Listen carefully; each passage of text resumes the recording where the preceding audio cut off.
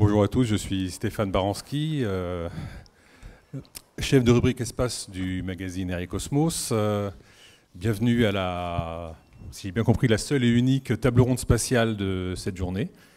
Ce dont on pourrait s'étonner parce qu'en fait, si on y réfléchit bien, environ 2/3 de l'humanité prendra un jour l'avion, mais plus de 90% utilisera quasiment quotidiennement un satellite sans s'en rendre compte.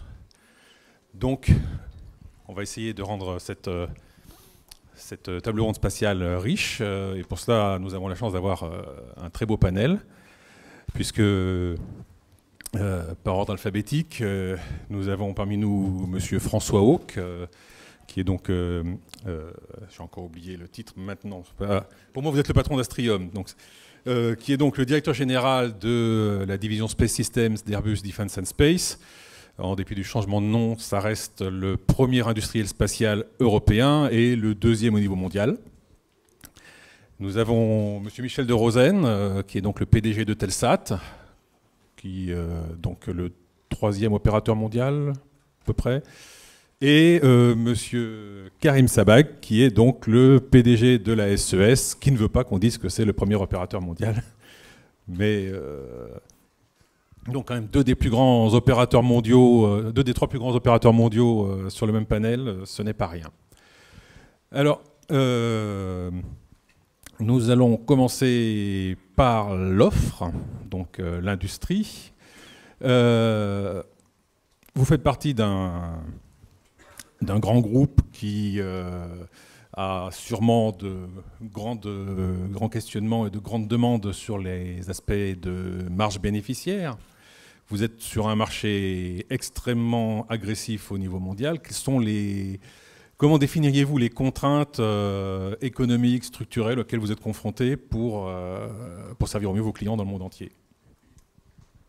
Bon, je crois que si on veut décrire l'économie du spatial en 2 minutes, il faut quand même distinguer les lanceurs, les satellites institutionnels et les satellites commerciaux. Bon, sur les lanceurs, l'économie, elle est caractérisée par, je crois, les paramètres suivants. Les coûts de développement sont payés par les États. Point. Alors, on y reviendra, ça peut évoluer un peu. Mais les coûts de développement sont payés par les États et les coûts de développement de SpaceX sont aussi payés bien évidemment par la NASA. Les pas de tir en très très gros sont très largement opérés par les États et les coûts des pas de tir sont payés par les États. Et donc, l'industrie, finalement, va devoir gérer les coûts récurrents, les coûts de production. Et c'est là qu'on va mesurer les contraintes, puisque les coûts de production, ils sont évidemment déterminés par le développement. Et donc, moins l'industrie a de responsabilité dans le développement, moins elle maîtrise ses coûts récurrents. Deuxième contrainte, c'est bien évidemment, je dirais, le retour géographique, en Europe en tout cas,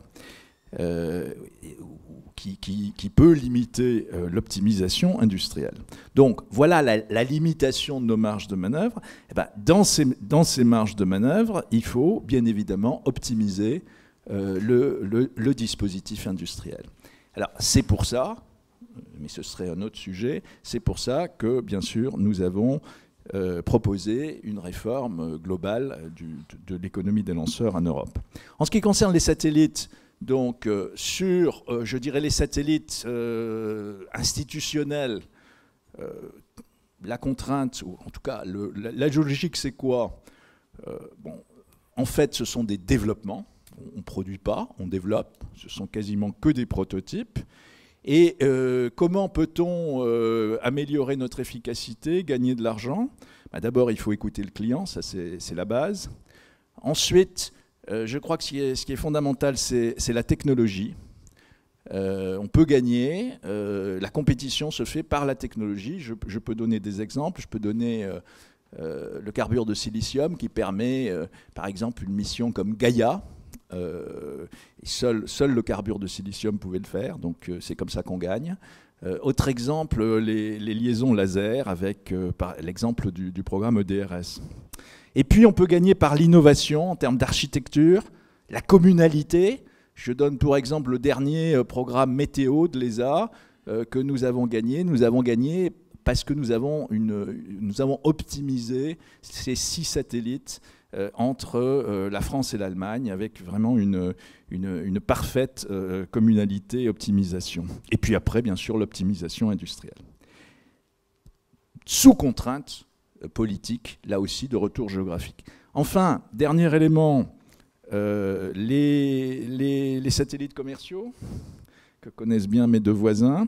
Là, je dirais que on est dans une logique intermédiaire entre développement et production. Je dirais qu'on fait de la customisation de missions à partir de briques communes. Alors, comment on gagne? Là, il n'y a pas de contrainte. Il n'y a pas de contrainte étatique, bien sûr. Comment on gagne? On gagne par la proximité avec le client, toujours, bien évidemment. La techno, propulsion électrique, charge utile flexible, reprogrammable, processeur, et là, l'optimisation industrielle à fond. Donc technologie, optimisation industrielle, efficacité, réduction des coûts, rapport qualité-prix, que du classique. Merci. Donc tournons-nous vers les opérateurs. Je vais vous poser approximativement la même question. Comment vous, de votre côté, vous faites pour gérer vos fournisseurs et éviter les situations monopolistiques ou ou duopolistiques à quelle rupture êtes-vous confronté avec la numérisation de tous les échanges tels qu'on la voit aujourd'hui?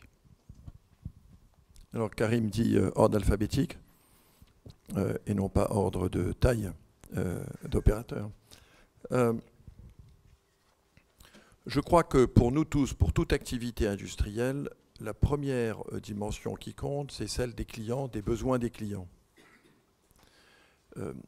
Ce qu'on constate, c'est que les domaines dans lesquels nous sommes recouvrent des opportunités commerciales dont aucun d'entre nous ne connaît même les limites. Lisez le challenge sorti aujourd'hui, ou hier plutôt, je crois, où il parle des formations qui se multiplient dans les métiers du numérique. Et elles se multiplient à une vitesse extraordinaire. Hier, à la radio, j'écoutais la description de produits nouveaux. Il y en a 2 qui m'ont frappé.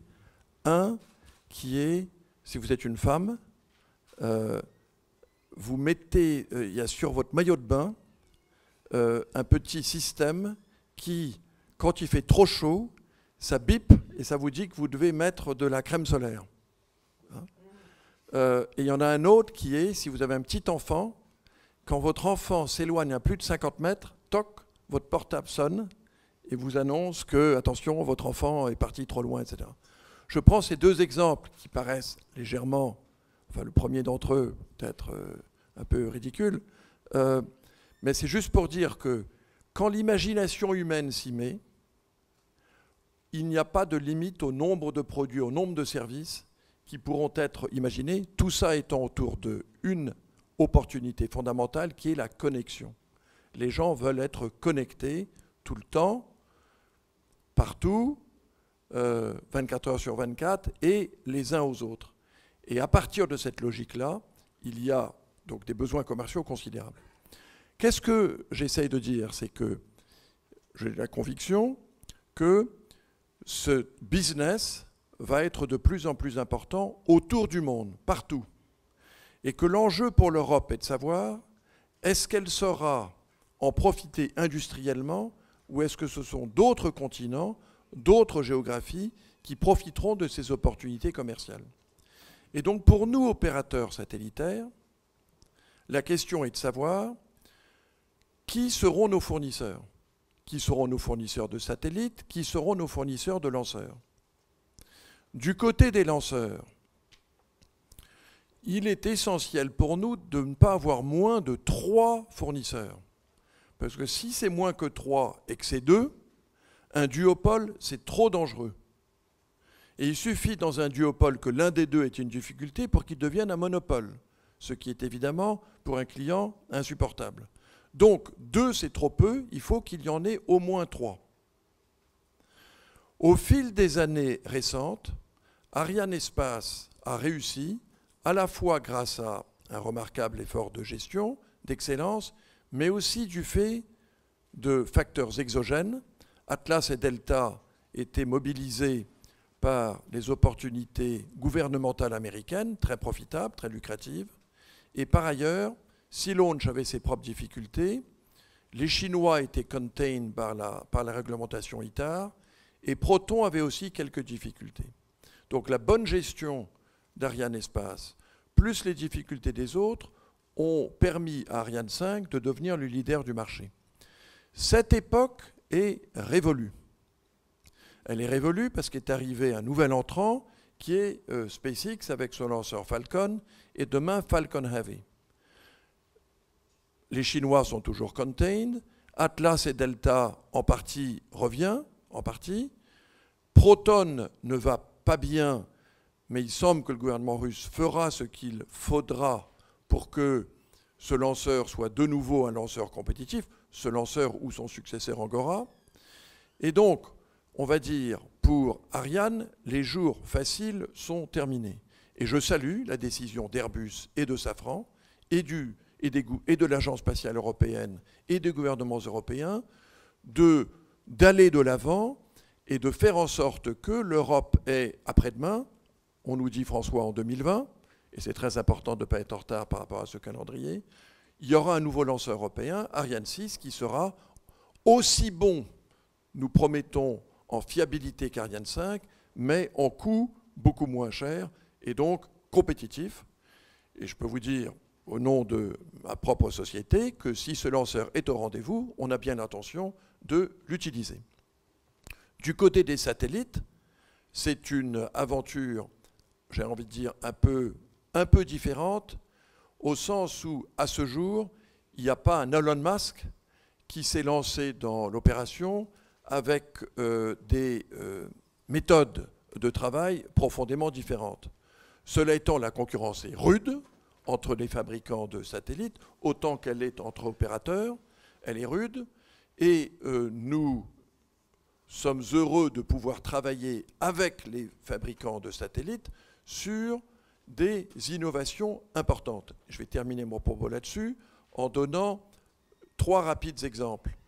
Nous avons pu, avec Airbus, lancer le satellite KASAT, qui était, quand il a été lancé, le plus puissant satellite de la Terre, dans le domaine du broadband. Et dans ce domaine du broadband, on parle beaucoup en ce moment des constellations Léo.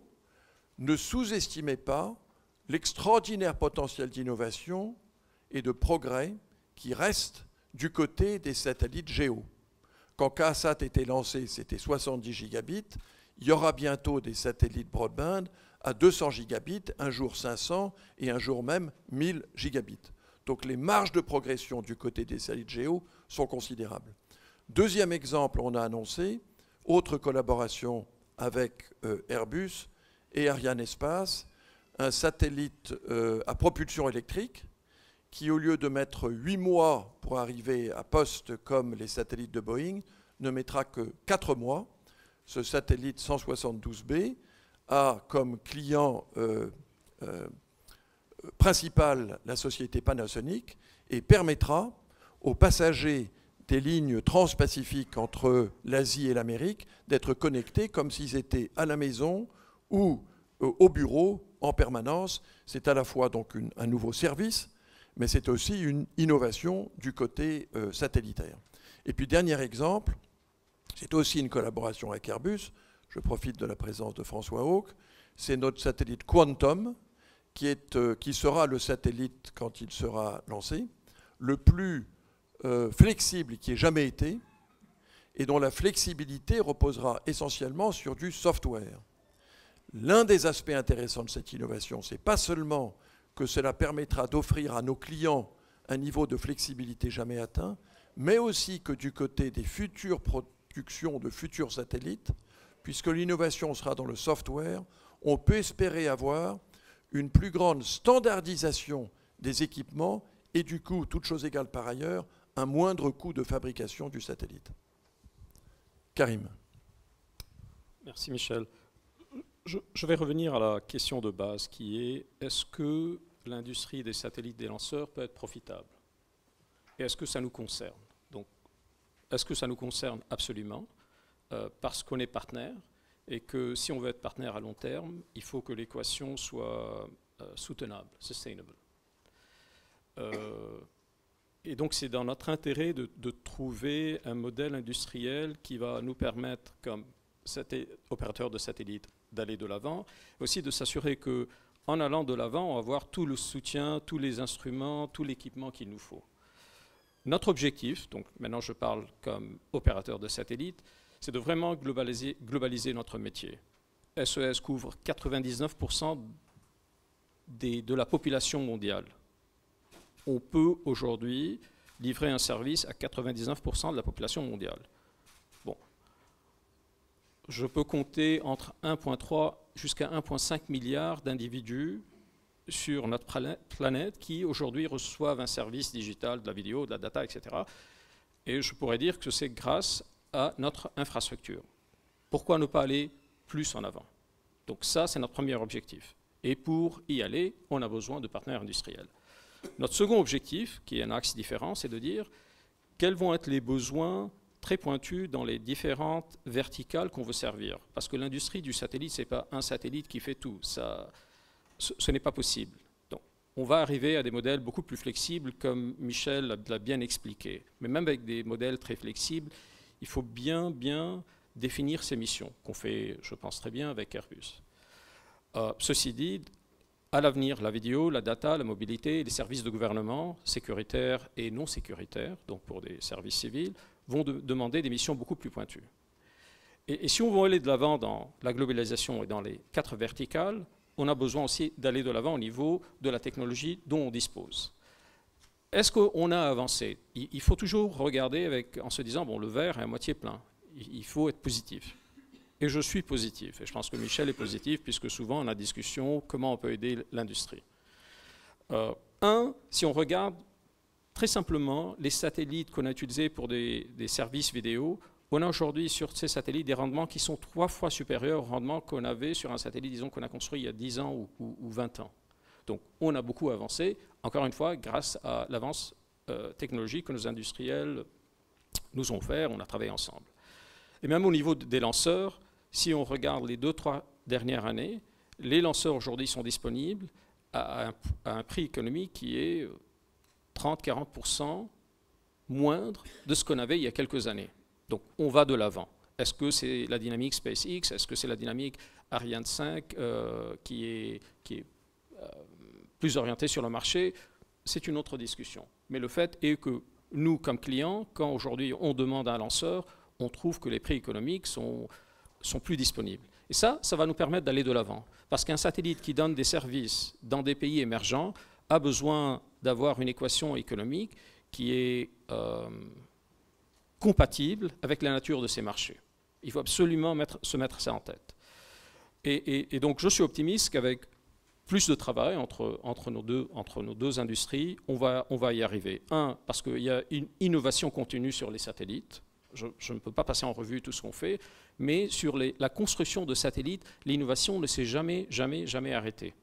Et on va encore beaucoup plus en avant. Et maintenant que les satellites sont taillés, dessinés et produits pour servir des industries particulières, donc que ce soit la mobilité ou que ce soit les services de gouvernement, de plus en plus, on arrive à trouver un rapport performance et économie du service qui est très favorable pour nos clients.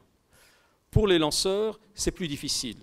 Parce que les lanceurs, la philosophie des lanceurs, c'est, premièrement, la plateforme doit être fiable. Ça, c'est le premier critère. Quoi qu'il arrive, on veut un lanceur fiable. Michel et moi, on avait collaboré avec d'autres directeurs dans notre industrie quand on avait envoyé une lettre, c'était à Lisa, je pense, et je me rappelle très bien que le premier point qui avait défini nos objectifs, c'était de dire, on veut une plateforme fiable. Sans la fiabilité, tout ne tient pas le coup.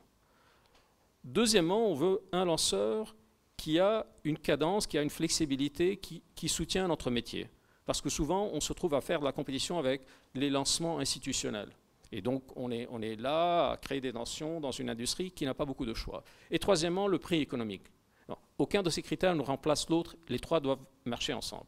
Et donc, à cause de ces trois critères, l'innovation est plus difficile dans l'industrie des lanceurs. Je ne suis pas là pour défendre des modèles passés, je suis juste là pour dire que ça va demander un peu plus d'efforts. Mais on va y arriver. On est une industrie qui demande beaucoup, beaucoup de capital. En any given year, chaque année, en moyenne, on investit jusqu'à 30 ou 35% dans notre chiffre d'affaires, dépendamment si on a un cycle de remplacement, si on a dans un modèle de développement, jusqu'à 35% de notre chiffre d'affaires pour de nouveaux satellites. Quand je dis satellites, c'est satellites plus senseurs, plus assurance. Mais il faut vous imaginer ça. C'est ce qu'on doit investir. Ceci dit, on est une industrie très rentable. Et donc, nos investisseurs sont satisfaits, ils sont avec nous depuis très longtemps.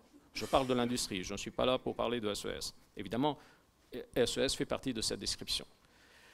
Et donc, si on est rentable et si on a des horizons à très long terme, parce qu'on fait des investissements à 10 et 15 ans, on veut s'assurer que nos partenaires industriels vont être là avec nous pour nous soutenir pour les 10 à 15 ans à venir. Maintenant, je vous laisse la parole parce qu'on peut plus explorer comment on peut faire ça en Europe, etc. Mais c'est important de dire, on est là, on veut que vous soyez profitables et je pense qu'on a les moyens, qu'on a les opportunités pour le faire. Alors justement, donc cette année, c'est un peu l'année Ariane 6. Enfin, ça fait plusieurs années que c'est l'année Ariane 6, mais cette année, espérons, c'est la bonne. Les gouvernements devraient soutenir Ariane 6 avec un certain nombre de lancements garantis en moyenne par an. Passé un temps, les opérateurs avaient tendance aussi à acheter les lancements par lot. C'est un peu moins le cas récemment. Est-ce que c'est quelque chose qui pourrait amener à relancer, donc, aider finalement l'industrie à assurer sa rentabilité? Je voudrais revenir sur un point que Michel a soulevé quand il a dit un duopoly très probablement ne peut pas servir notre industrie. Et je suis parfaitement d'accord. Non, je suis très conscient aussi que Tyrol et Lafon qui est décédé, avaient en fait prouvé que dans un duopoly, il y a un economic incentive to be very competitive. Mais ça ne marche pas dans notre industrie. Et la raison est très simple. C'est que s'il y a un incident sur un lanceur, il y a tout un processus d'enquête, de commission, etc., qui en fait met un point d'arrêt sur tout, jusqu'à ce qu'on trouve la réponse pourquoi est-ce qu'on s'est planté. Et c'est le bon processus, donc je ne suis pas là pour critiquer.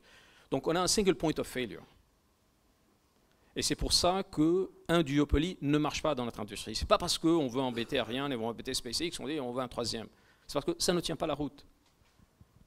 Tout d'un coup, on se trouve avec des satellites qu'on a produits à des millions, à des centaines de millions de dollars ou d'euros, qui sont dans un hangar à traîner. Et on a eu ce cas avec un satellite qui a traîné pendant 1 an et demi. Donc moi, quand j'ai rejoint l'équipe de gestion de SES, nous avons eu ce cas. Ça n'avait rien à voir avec la production du satellite, qui était d'ailleurs produit, je pense, par Airbus. On était très satisfait du satellite. Mais c'était une question de lanceur. Donc on veut avoir un choix de 3 lanceurs. Et pour nous, le lanceur le plus fiable qui existe aujourd'hui, c'est Ariane 5. Et en espérant qu'Ariane 6 va prendre la relève. Qu'on le veuille ou pas, c'est ça.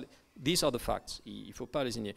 Si je me reflète sur l'expérience de SES, nous avons eu en total 72 lancements, donc l'histoire de SES, dont je pense 41 ou 42 ont été sur Ariane. À notre taille, pour faire un choix comme ça, ça veut dire qu'on a parfaitement confiance dans ce que l'industrie européenne amène et ce que le programme d'Ariane représente. Donc il faut aller de l'avant, il faut qu'Ariane 6 réussisse. Maintenant, comme tout ce qu'on fait dans la technologie, demain et après-demain, on pourra avoir une meilleure idée, on peut améliorer. Il n'y a aucun doute. Il faut toujours être, il y a un terme en anglais, c'est constructively dissatisfied. You have to have that DNA. Il faut l'avoir. Mais d'un autre côté, il ne faut pas tomber dans le piège de paralysis by analysis. Donc on veut analyser, on attend demain la commission, et puis 2 ans ont passé. Parce qu'on le veuille ou pas, depuis la commission de 2012, ou le Conseil des ministres de 2012, jusqu'à la décision en décembre 2014, c'est 2 ans. Bon, l'histoire devra faire le bilan si c'était bien investi ou pas. Mais ceci dit, les faits, c'est on a attendu 2 ans pour arriver à un résultat. Maintenant qu'on s'est entendu, c'est fini. Il ne faut plus regarder en arrière. Il ne faut pas regarder en arrière. Et encore une fois, Michel et moi, cette fois c'était en duo, je pense, la lettre. Nous avons envoyé une lettre en disant c'est important d'introduire de nouvelles idées, mais ça doit se faire en parallèle. Le projet de base Ariane 6, maintenant 3, doit s'avancer sur la feuille de route qui a été dessinée. Et il ne faut pas l'arrêter. Et si on le fait bien, on va y aller. Et on pourra toujours introduire de nouvelles idées entre maintenant et 2020-2021. Je suis en total accord avec ce que Karim vient de dire. Je veux juste ajouter quelques points. Le premier, je veux rendre hommage à Jean-Jacques Dordain, car c'est lui qui a pris l'initiative, il y a quelque temps, de réunir autour d'une table les opérateurs de satellites commerciaux comme nous, les agences spatiales des grands pays concernés, la France, l'Allemagne, l'Italie, l'Angleterre en particulier, de façon à ce que nous soyons associés à la définition du futur lanceur européen, l'argument de Dordain étant de dire plus vous êtes associés, plus vous pourrez nous donner votre input en amont, plus il y a de chances qu'ensuite vous serez un client de ce futur lanceur. Et cette discipline de l'écoute du client était assez nouvelle en Europe et salutaire. Deuxième observation, c'est que les deux grands industriels, j'ai envie de dire, le schéma de lanceur qui était sorti de la conférence de Naples était un schéma qui, en réalité, donnait un lanceur insuffisamment compétitif. Et à cet égard, les deux grands industriels que sont Airbus et Safran ont bondi et ont proposé un lanceur défini différemment et, à notre avis de clients potentiels, plus à même de lutter face à SpaceX Falcon que le lanceur qui avait été proposé précédemment. Et tant mieux, car évidemment, quand on voit les efforts que représente la mise au point d'un nouveau lanceur, s'il n'est pas compétitif avant même d'exister, c'est pas terrible. Troisième observation, pour mettre un tout petit peu de piment dans le débat. Il est de bon ton à Paris de dire que le succès de SpaceX doit énormément à l'effort du contribuable américain. Je crois que cet argument est exagéré. Je veux dire par là qu'il est vrai que SpaceX a bénéficié et bénéficie encore pour son développement de contrats importants avec la NASA et d'autres agences fédérales américaines. Mais les montants, il s'agit bien de contrats, il ne s'agit pas de subventions. Et quand on regarde les montants dont il s'agit, ce sont des montants qui sont inférieurs à l'effort que le contribuable européen projette de faire à juste titre pour permettre à l'Europe de développer un nouveau lanceur, ce qui, pour des raisons de souveraineté, est très important pour l'Europe. Donc, je dis seulement, il y a quelquefois en Europe, quand quelqu'un hors d'Europe réussit très bien, on se dit « il triche ». Je crois que Elon Musk a en réalité, certes, il a été aidé, car la NASA voulait une concurrence face à Atlas et Delta pour avoir des lanceurs moins chers. Au total, il a été génial. Et je me souviens encore, j'ai rejoint cette industrie il y a 6 ans, et à l'époque, on me disait « ce milliardaire est un paltoquet, nous, on lance, et lui, il parle ». Eh bien, Elon Musk, maintenant, il lance, et il réussit très bien, et on est d'ailleurs heureux qu'il réussisse, parce que sans son intervention, l'Europe ne se serait pas mobilisée comme elle se mobilise aujourd'hui sur Ariane 6. Dernière remarque sur la question que pose notre modérateur. Vous parlez d'achat éventuel de plusieurs lanceurs. L'un des sujets délicats qui est apparu dans nos délibérations autour de Jean-Jacques Dordain est le sujet suivant. Jean-Jacques Dordain nous disait « Combien êtes-vous prêt à payer ?» j'ai besoin de savoir combien vous êtes prêt à payer, comme ça je vais pouvoir modéliser. Nous, on lui a dit, mais ça dépend du marché. Ça dépend du marché. Il y avait notamment d'ailleurs à Paris des débats ces dernières années sur comment va évoluer la politique de prix de SpaceX. Alors il y a à ce sujet 2 thèses. Vous avez une thèse qui dit SpaceX étant maintenant successful va augmenter ses prix, va profiter du succès qu'il a construit et ils vont augmenter ses prix, leurs prix. Et certains ajoutent, comme en plus le rêve d'Elon Musk c'est d'aller sur Mars, c'est assez cher d'aller sur Mars, il a besoin de cash flow et donc il va d'autant plus augmenter ses prix. Ça c'est une thèse. Il y a une autre thèse qui est de dire pas du tout, à partir du succès déjà bâti, il va vouloir, SpaceX et Elon Musk vont vouloir augmenter leur part de marché et comme ils ont une part de marché déjà considérable, ils vont pouvoir baisser leurs coûts unitaires et ils vont donc baisser leur prix de vente. Aujourd'hui, aucun d'entre nous ne sait ce qui va réellement se passer. Pour l'instant, en tout cas, les prix restent très compétitifs et exercent, soyons clairs, une forte pression sur les autres vendeurs de services de lancement, qu'il s'agisse d'Arianespace, d'ILS, voire même des Chinois. Et donc, je reviens au point, quand la question nous est posée, combien de lanceurs Ariane êtes-vous prêt à acheter en 2020, 2021, 2022 ? Et à quel prix ? Nous disons le prix, on ne sait pas. On verra ce qu'est le prix du marché. Et cela étant, si ce lanceur est compétitif, on est prêt à faire d'Ariane notre premier fournisseur, comme SES l'a fait pendant beaucoup d'années, et Eutelsat aussi, jusqu'à maintenant.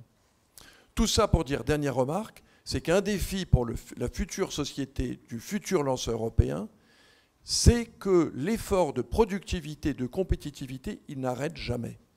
Parce que la loi d'airain, dans toutes nos industries, c'est la concurrence. Et si la concurrence tire les prix vers le bas, eh bien, vous ne pouvez pas l'ignorer. Bien, c'est difficile d'être intelligent après ces 2 commentaires de très très haute volée. Moi, je voudrais peut-être dire... Alors, d'abord, je tiens à dire que Airbus, qui à l'époque s'appelait Astrium, n'a jamais sous-estimé la concurrence. Ça, je peux vous dire. Et je vais vous en donner la preuve, puisque les citations que Michel rappelait ne provenaient évidemment pas de chez Astrium. En 2008, moi j'ai envoyé mes 2 meilleurs spécialistes de lanceurs chez Elon Musk, mon directeur technique et son adjoint, l'adjoint étant la personne qui avait remis en vol Ariane 5 après l'accident. Ils ont passé 1 semaine. Ils sont revenus, ils m'ont dit ça va marcher. J'ai rencontré Elon Musk, il m'a proposé de prendre une participation au capital de sa société. Je lui ai dit écoutez, je pense que votre produit, à l'époque c'était le Falcon 1, votre produit va marcher, mais vous comprenez que ce n'est pas politiquement correct pour moi de devenir actionnaire quand même.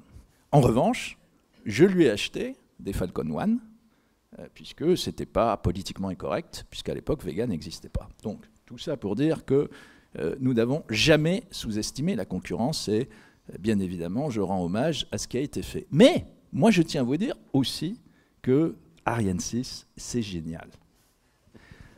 C'est génial, pourquoi ? D'abord, parce que ce sont assez largement les personnalités qui sont autour de cette table, à ma droite, qui nous ont aidés à le définir. Puisqu'on est parti, comme Michel l'a rappelé, des besoins, et non pas, je dirais, de schémas plus intellectuels ou plus théoriques. On est parti des besoins.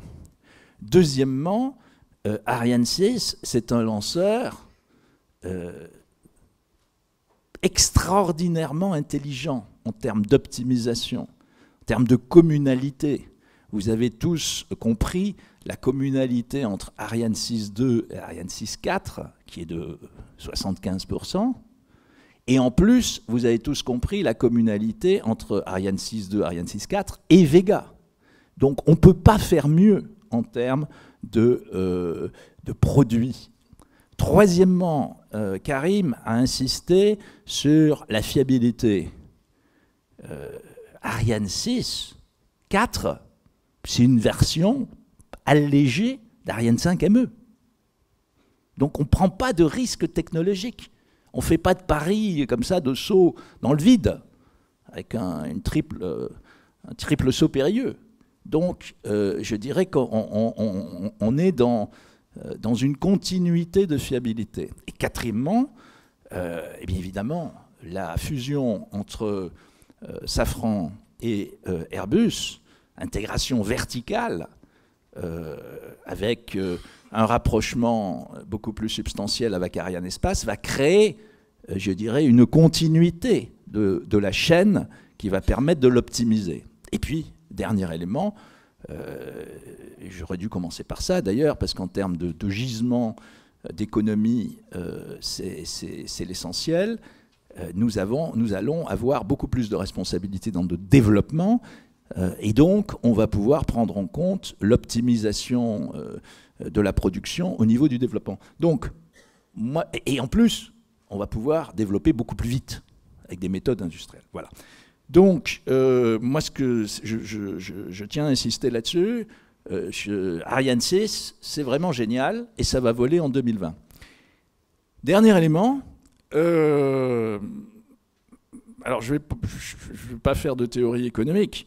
Je ne sais pas si le duopole, c'est moins bien que d'être 3 ou 4, j'en sais rien, au fond. Évidemment, moins on est de fous, plus c'est agréable. Mais j'observe simplement que dans le domaine aéronautique, qui n'est pas comparable, ils sont deux, Boeing et nous, et toutes les compagnies aériennes sont très contentes. Bon. Mais ce n'est pas la même chose. Pourquoi? Parce que, comme l'a dit Karim, il y a le problème du retour en vol en cas d'accident. Et là, je pense qu'il y aurait beaucoup à faire, honnêtement, en Europe pour aller plus vite en matière de retour en vol en cas d'accident. Hein, parce que c'est un problème de gestion. Alors, les Russes nous donnent un exemple de retour en vol. Peut-être qu'ils ont beaucoup d'exemples de retour en vol aussi. Mais au moins, ils vont vite. Je crois qu'il y a du chemin à faire. Mais ce que je voulais dire surtout, c'est que pour être fiable, un lanceur, il faut qu'il soit produit, comme aurait dit Fernand Reynaud, en un certain nombre d'unités. Et comme le marché commercial aujourd'hui est petit, ça ne laisse pas quand même beaucoup de place. Et deuxièmement, il est d'autant plus important que nous ayons défini une Ariane 6.2 qui va pouvoir faire des missions institutionnelles. Et donc, en couvrant à la fois les missions institutionnelles et les missions commerciales, non seulement, évidemment, nous avons de meilleurs coûts, mais également une meilleure fiabilité encore. Merci. Question dans la salle. Peter. Juste pour Michel et Karim, qu'est-ce que vous êtes prêts à faire d'assurer un troisième lanceur? Comme l'a dit François juste à l'instant, le marché est petit, mais ce qui lance le plus devient du coup moins cher par unité et plus fiable. Ça, c'est 2 de vos 3 critères. En même temps, vous voulez chercher un troisième. Ça veut dire nourrir quelqu'un qui n'est pas aussi fiable et qui est plus cher parce qu'il ne lance pas assez. Donc, de quelle distance vous êtes prêt à parcourir d'assurer un troisième? Après, évidemment, Ariane et SpaceX. Moi, ma réponse, Peter, est que on n'est pas le roi Soleil qui choisissait la manufacture de Limoges pour ses porcelaines.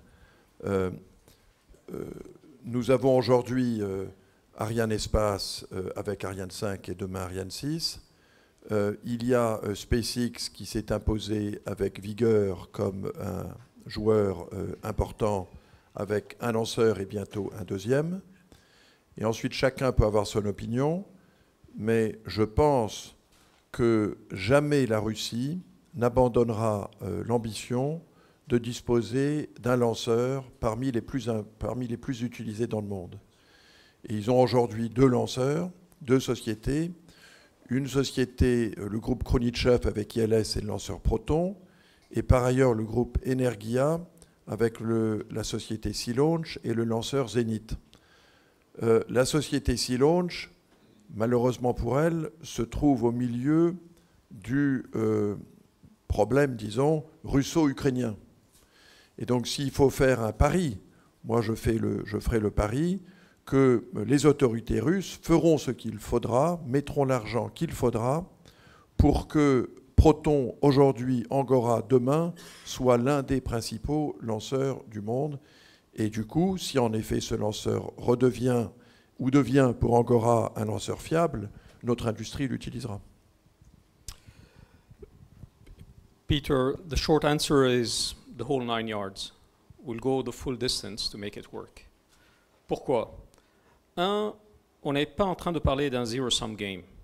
Si l'industrie a une certaine cadence, donc je parle d'opérateurs de satellites, on a une certaine cadence pour dessiner, mandater et lancer de nouveaux satellites, c'est parce qu'aujourd'hui, on n'a pas les technologies qu'il faut afin de construire les satellites qui seront toujours viables et efficaces dans 15 ans. Et donc, on avance un peu plus lentement. Et parce que parfois, il n'y a pas assez de lanceurs, parce que ça fait partie de notre réflexion. Ceci dit, je pense que l'industrie a fait beaucoup de progrès en 12 à 24 mois. Je reflète purement sur l'expérience de SES. De janvier 2014 à date, même pas, jusqu'à février 2015, on a dessiné et mandaté 6 nouveaux satellites, 6 nouveaux programmes de satellites, dont Airbus en a reçu la grande partie. En fait, il y en avait un même chez Airbus, où Airbus a dit « je ne peux pas vous le livrer à temps ». François connaît très bien ça. Parce qu'avec Airbus, on avait trouvé les paramètres technologiques, les paramètres d'intégration, de testing, qui vraiment nous donnaient des super satellites. SES-12 est le satellite hybride qui est le plus flexible dans son dessin pour une grande partie de notre planète, qui est l'Asie. Et ça nous a pris beaucoup de temps de le dessiner avec vous. Et une fois qu'on a réussi à bien le dessiner, on est passé à SES 14, qu'on a aussi répliqué. Personne n'a le monopole sur l'innovation. Donc nous, notre intérêt, c'est de trouver des partenaires avec qui on peut innover sur les satellites et sur les lanceurs. Et j'aimerais rappeler cette audience, comme quoi SES était le premier opérateur de satellite commercial lancé sur un lanceur Proton, il y a bien longtemps, et on était les premiers à lancer sur SpaceX. Non, on ne le fait pas pour des fins suicidaires, on les fait pour des fins commerciales, parce qu'on veut aider l'industrie à se développer, mais on a tout un protocole de travail.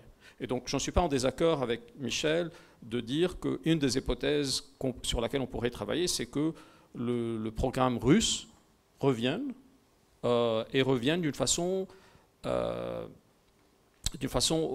qui va nous permettre de nous associer avec ce programme à long terme. Ça peut être un autre programme, c'est très possible. Donc, je n'élimine pas cette hypothèse. Mais si on fait bien notre métier, we're not in a zero-sum game.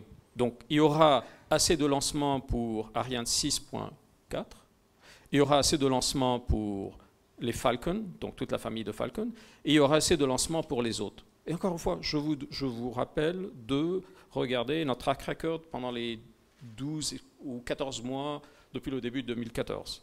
6 programmes nouveaux qu'on a dessinés avec nos partenaires. Parce qu'il y a, comme l'a dit Michel au début, on a encore beaucoup à faire. Je ne suis pas sûr si on va les faire dans les maillots, Michel, mais on a encore beaucoup à faire. Monsieur avait une question. Pendant qu'on amène le micro, juste en 2 mots, un retour des Chinois.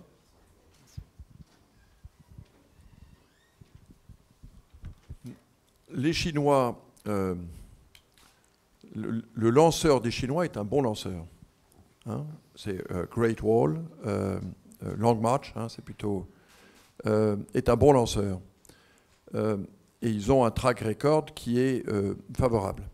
Cela étant, pour l'instant, leurs succès commerciaux sont limités par la réglementation américaine ITAR. Je pense que le seul espoir de voir cette réglementation s'assouplir serait qu'il y ait un président républicain et que ce président républicain noue avec la Chine des relations nouvelles, un peu comme les relations nouvelles que Nixon avait su nouer avec la Chine de son temps. Mais avec un président démocrate, jamais les élus républicains ne laisseront faire cela au Congrès, à mon avis. Alors, sur le côté technologie, je suis parfaitement d'accord avec Michel. tout ce qu'il a mentionné après. Non, mais sérieusement, les Chinois ont de très belles technologies et ITAR est là qui empêche l'échange de savoir entre la Chine et le reste du monde. Bon, ITAR, ça a été créé par des humains. C'est pas un commandement des dieux. Et puis, ça a été créé sous l'administration de Bill Clinton, pour les bonnes raisons. Et donc, si on est sérieux, si le président chinois et le président républicain, je ne prends pas de parti là-dessus, sont sérieux afin de promouvoir la collaboration entre ces deux super géants économiques, on pourrait très bien envisager l'accès à la technologie chinoise. Mais jusqu'à ce que ça se passe, ce n'est pas possible. En tout cas, pour SES, c'est un non. On ne peut pas le faire. Pour les bonnes raisons, on ne peut pas les faire. Oui, Blaise Gégère, Capgemini. Aujourd'hui, enfin jusqu'à encore aujourd'hui, le marché commercial est très drivé par les satellites télécoms géostationnaires. Vous avez ouvert en parlant des nouvelles applications digitales, il y a le big data qui arrive, il y a tous les projets de constellation de plusieurs centaines de satellites. Comment vous pensez que ces nouvelles applications, ces nouveaux besoins et ces nouveaux projets peuvent bousculer le business model actuel? Je pense qu'il y a deux volets. Un, c'est tous les nouveaux besoins, on peut les catégoriser en 5 segments. Donc, la vidéo, le data, la mobilité, tous les services de gouvernement qui demandent des bandes passantes et une enveloppe sécuritaire qui sont plus exigeants. Et equally important, tout ce qu'on appelle le consumer broadband. L'industrie aujourd'hui a trouvé la réponse au niveau des geosatellites, et je suis parfaitement d'accord avec Michel, comme quoi on a encore beaucoup à faire pour innover. Et SES, à travers notre filière O3B, au bout de 5 ans de travail ardu avec un partenaire européen-français, je me permets François de mentionner Thales, on a fait un super travail. Et O3B a révolutionné l'accès broadband pour des applications auxquelles on ne pensait même pas. Jusqu'à ce qu'O3B s'introduise sur le marché, le standard de connecter des navires de croisière était de 10 à 20 mégabits per second. Voilà ce que c'était. Pour 5 000, 6 000 passagers, vous avez à partager 20 mégabits per second. Peut-être la bande passante que vous avez sur votre téléphone aujourd'hui devait être partagée. Vous imaginez ce que c'était. Puis O3B, overnight, a loqué un faisceau sur le navire. On est passé de ça à 1 gigabit. Donc on a pratiquement multiplié ça par 100 ou par 50, dépendamment du point de départ. Et on a encore beaucoup à faire. Est-ce qu'il y a quelque chose à faire dans la constellation Léo? Peut-être. Est-ce que la réponse intégrale de cette équation existe? Non. Peut-être qu'il y a une réponse technologique. Peut-être qu'il y a une réponse technologique et régulatoire. Mais la réponse technologique, régulatoire, opérationnelle et économique n'existe pas encore. Ça ne veut pas dire qu'on l'exclut, mais ça veut dire qu'il y a encore beaucoup plus de travail à faire. Et je reflète encore une fois sur notre expérience avec O3B, ça a demandé beaucoup, beaucoup de chemin. Et donc, on ne sous-estime pas, je reviens à ce que j'ai dit au début, aucune institution, aucun pays, aucune industrie a un monopole sur l'innovation. Personne n'a là. Donc, on a toutes les capacités dont on a besoin en termes d'opérateurs de satellites et industriels d'aller de l'avant. Mais je pense qu'il y a encore du chemin à faire. Et on encourage, nous, ce genre de développement, donc on regarde ça de très près. François, tu veux ajouter là-dessus? C'est vous qui connaissez le marché mieux que nous. Moi, le sentiment que j'ai, c'est que, compte tenu de ce qu'il est aujourd'hui et de ses perspectives d'évolution, le satellite géostationnaire est totalement imbattable pour ce qui est, je dirais, la télévision directe, à l'évidence, tout ce qui est le broadcast. Ça, je ne vois pas comment on peut battre un satellite géostationnaire. En revanche, je pense qu'il y a de la place pour des créneaux nouveaux, dont je ne suis pas capable d'ailleurs aujourd'hui de faire tout le listing et de hiérarchiser ceux qui ont une chance de perdurer. En particulier, probablement liés à l'Internet des objets, aux messageries. Enfin, je pense que des champs nouveaux vont s'ouvrir dans les années qui viennent, qui vont, je ne pense pas concurrencer à proprement parler le satellite géostationnaire, mais complémenter le satellite géostationnaire dans un certain nombre de créneaux. Voilà, me semble-t-il. J'ajouterai juste ceci sur la question qui est posée. Ce qui est évidemment pour nous tous enthousiasmant, c'est que jamais on n'a autant parlé des satellites et de ce que les satellites peuvent apporter à l'humanité. Jamais. On peut même généraliser le point à l'espace. L'année dernière, c'était l'année de Rosetta. Le monde entier était suspendu, hein, mais dans tous les continents, tous les pays. Ça rappelait, pour les plus vieux d'entre nous, l'année 1969, quand les premiers humains ont mis le pied sur la Lune. On a retrouvé, je trouve, ce même type d'émotion l'année dernière. Et les annonces qui ont été faites en début d'année sur de nouvelles constellations possibles, là-dessus, rappellent à tout le monde que le satellite, dont certains croyaient qu'il ne servait qu'à l'observation, peut faire en fait beaucoup de choses pour les hommes et les femmes.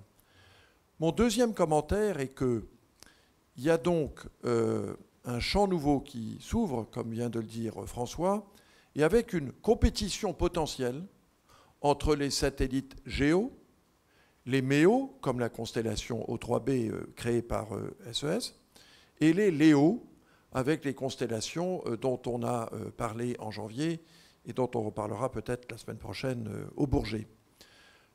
Autour de ces constellations, qu'est-ce qui va se passer? Il y aura de la compétition. Tant mieux pour nos clients, tant mieux pour les clients de nos clients, et tant mieux pour nous. Parce que nous tous, on n'est jamais aussi bons que quand il y a de la concurrence. Donc tout ça est une bonne nouvelle.